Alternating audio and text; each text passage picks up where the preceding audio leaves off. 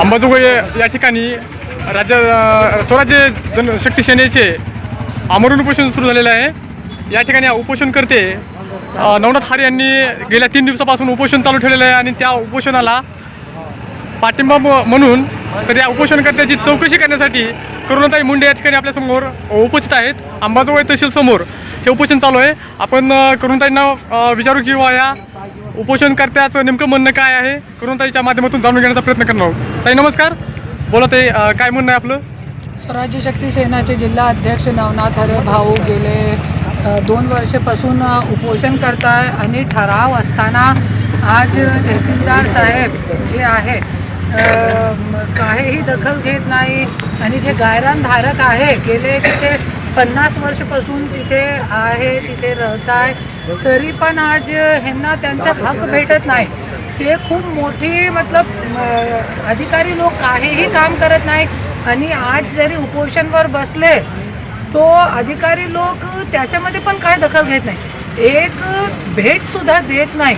हे गोष्टीची खूप मोठी खंत आहे। आज लोकांना न्याय भेटत नाही, कोणी दखल घेत नाही, आज कोणी कोणाच्या वाली राहिलेला नाही आहे। फक्त पैशाच्या जोरावर जातीपातीचे नावावर फक्त मतदान करा, हे लोकांना मोठा करून द्या आणि हे लोक आमदार खासदार झाल्यानंतर आपल्या मुंबईमध्ये यशमोज करताय आणि गोरगरीब लोकांवरती कोणाचाही लक्ष नाही आहे आणि अधिकारी लोक पण काम करत नाही। त्याच्यासाठी मी आज इथे आलेली आहे। गायरानधारक आहे, आम्ही कोणाची बापाची जमीन मागत नाही ना। आणि गायरानधारक जे आहे, आज कोणी आमदाराला कोणी मंत्रीला जरी जमिनी पाहिजे तो तुम्ही ते केनल बुजून त्यांची तालाब बुजून गायरान असो कोणतीही असो त्या लोकांना देतोय, मंत्री लोकांना। पण गोरगरीब लोक जरी आपल्या हक्काची जमीन मागतोय तो तुम्ही देत नाही। ते कुठे आपला महाराष्ट्र चालला आहे, कुठे आपण आणून ठेवलेला आहे महाराष्ट्र? आज गोरगरीब जनता जरी बसली, मी बघितलेला आहे स्वतःच्या डोळ्यातून, गेले 4 वर्षापासून मी बघते, आज गोरगरीब जनता जरी उपोषणवर बसली ना तो पोलीस अधिकारी तलाठी सगळे लोक त्यांच्यावरती दमदाटी करतो, त्यांना सहकार होत नाही। जे उपोषण करतात त्यांच्यावरती दमदाटी होते। गोरगरीब जनताच्या कोणीही वाली राहिलेला नाही आहे। ताई, सध्याची परिस्थिती पाहिली तर तहसीलदारांनी तिसरा दिवस आज उपोषण चालू आहे। या उपोषणाला एकही भेट दिलेली आहे की नाही?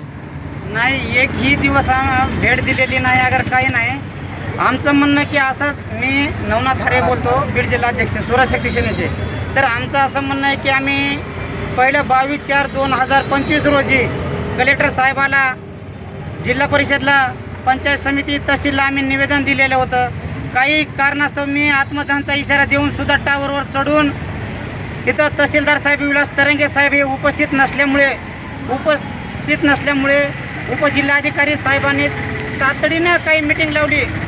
गुत्तेदारासोबत विलास तुकाराम माचवे, पुन्हा राहुल मोरे आणि काही आमचे मंडळी, काही गायरानधारकाला पाठिंबा देणारी आंबेजोगाईतली मंडळी। मग आमचं एक म्हणणं आहे की ही जी तडजोड करून उपजिल्हाधिकारी साहेबासोबत तडजोड केली तहसीलदार उपस्थित नसल्यामुळं, मग ही जमीन आम्हाला 6 एकर सोडलेली आहे। ही 6 एकर जमीन फक्त आमच्या ताब्यात द्यावी आणि असं आमचं म्हणणं आहे की एवढी 6 एकर आमच्या ताब्यात द्यावी, बाकीचं काही नाही। पण बाकीचं जे आम्हाला दलित लोकांना काही उठविलेलं आहे, मग बाकीचं बी गायरान सगळं 211 गट नंबर सर्व अतिक्रमणमुक्त ह्यांना तरी करावं, नाहीतर आमच्यावर दलित लोकांवर का अन्याय करावा? मग ह्यांना राजकीय पुढाऱ्यांना दलित लोकांचं मतदान जमतंय आणि ह्यांचं घरदार उठवायचं हे कुणी सांगितलं? ह्यांना मतदान जमतंय, मतदान करायला पाया पडते संध्याकाळी निम्या रात्रचं, पण ह्यांना गायरान भेटायला की डोळ्यावर त्यांचे डोळे फिरायला लागले। मतदान जमतोय दलित लोकांच्या, गरीब लोकांच्या, जातीपाती करून सगळे लोकांचं मतदान जमतोय, पण ज्या वेळे लोक आपला हक्क मागतोय त्यावेळे कोणी येत नाही। त्या लोकांना पाठबळ देण्यासाठी कोणी येत नाही, त्यांची लढाईमध्ये उभे राहण्यासाठी कोणी येत नाही। आज चलो देवाची कृपाने मी इकडे आलेली आहे बीडमध्ये, आज मला 4 वर्ष 5 वर्ष झाले। आज जरी मी नाही आहे तर कोणी कोणाच्या नाही आहे आणि उचलून पोलीस स्टेशनमध्ये घेऊन जाताय, खोटे गुन्हा दाखल करताय, हे सगळी गोष्टी सुरू आहे। तो कुठेतरी थांबायला पाहिजे ना या सगळी गोष्टी। अतिक्रमण सुद्धा जवळगाव ग्रामपंचायत सदस्याचं गायरानामध्ये अतिक्रमण असून सुद्धा आम्ही अर्ज पदाचा गैरवापर करायला म्हणून आम्ही अर्ज देऊन सुद्धा 12/9/2025 रोजी उपजिल्हाधिकाऱ्यांनी पत्र तहसीलदार साहेबांना काढलेलं आहे. तरी आम्ही चौकशीसाठी गेलो तर तहसीलदार म्हणते ही पत्र कुणाकडे आले ही आम्ही चौकशी आता करू. म्हणजे 5 महिने पत्र काढत नाही त्या पत्राचं उत्तर देत नाही. म्हणजे सर्वसामान्य जनतेनं काय करायचं, यांच्या दारात निश्चित हेलपटे मारायचे का? बरोबर आहे तुमचं, परंतु आता तरी याला न्याय भेटावा या उद्देशानं तुमच्या पाठीशी खंबीर करुणाताई उभ्या आहेत आणि शक्यतो जेवढा लवकरात लवकर हे तुम्हाला न्याय मिळेल ही अपेक्षा ताईंची सुद्धा आहे. न्यूज 11 महाराष्ट्रासाठी कैलास मिसाळ, अंबाजोगाई.